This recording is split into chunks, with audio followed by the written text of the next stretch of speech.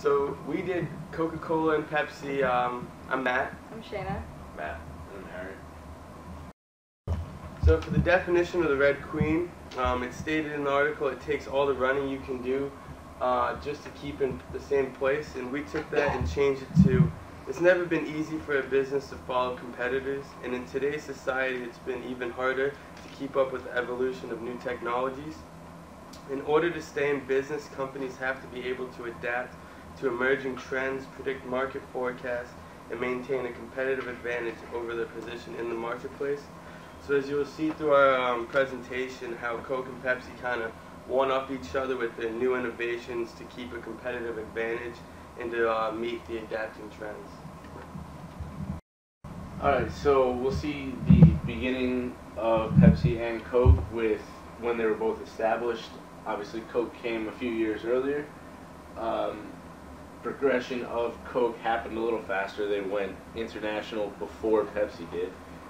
And the next big milestone for Pepsi was that they began to outsell Coke during the Great Depression because they were selling 12-ounce bottles for 5 cents, basically doubling what Coke was selling. And as you can see, a couple other key elements here are that Coke uses or introduces the polar bears as a brand advertisement, as well as using Santa Claus in their ads.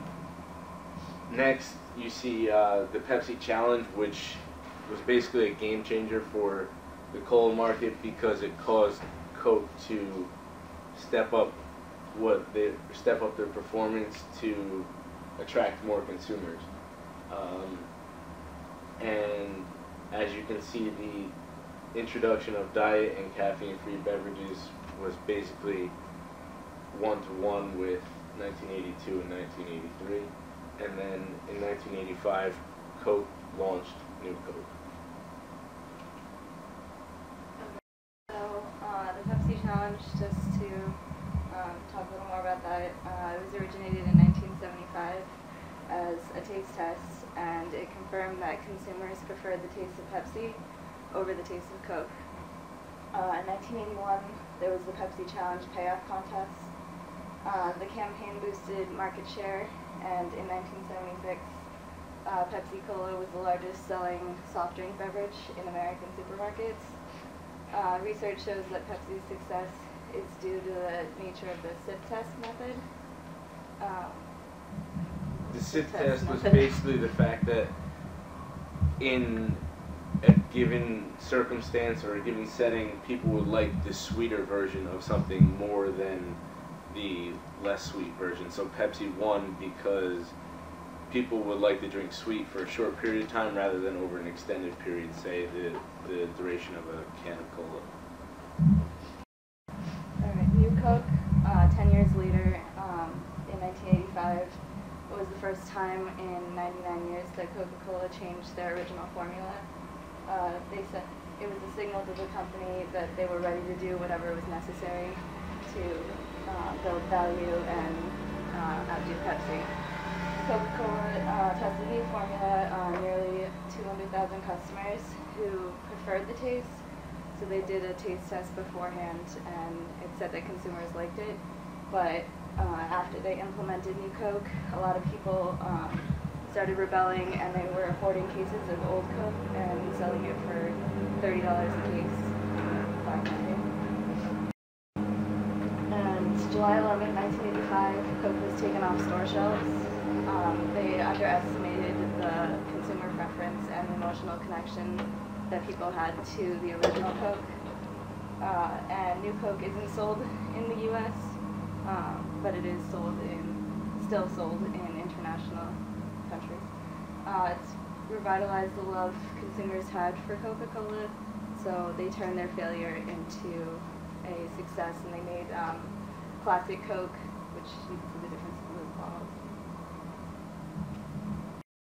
So to continue the timeline, as you can see, in 1988, Coke acquired Powerade, and then in 2001, Pepsi acquired Gatorade, try to meet that advantage.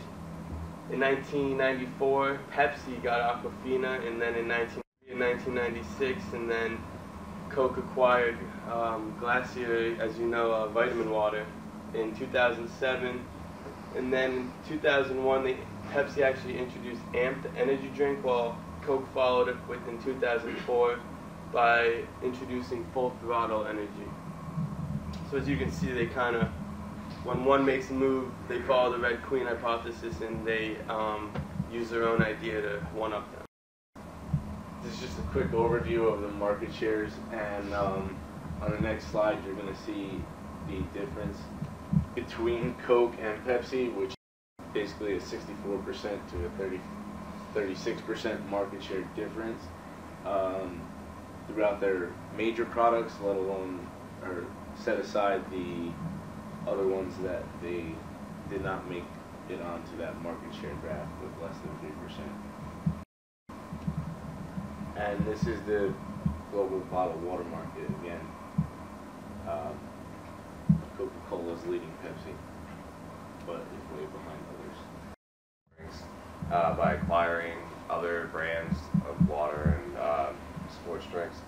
Prices have stayed about equal at an average of $1.25 for a 20-ounce bottle.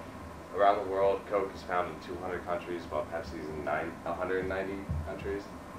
Last year, Coke sold 1.59 billion cases for 17% of the market, while Diet Coke sold 926.9 million cases for 9.9% of the market, and Pepsi sold 891.5 million cases for 9.5% of the market. And summary and conclusion, Coke was a leader in soft drinks until the 1930s when Pepsi took over during the Great Depression. By the 40s, Pepsi was prepared to compete on the same global level as Coke. Coke tried to upstage the Pepsi challenge with the introduction of New Coke, and the cola market has been led by Coke as a whole, but we'll see what happens.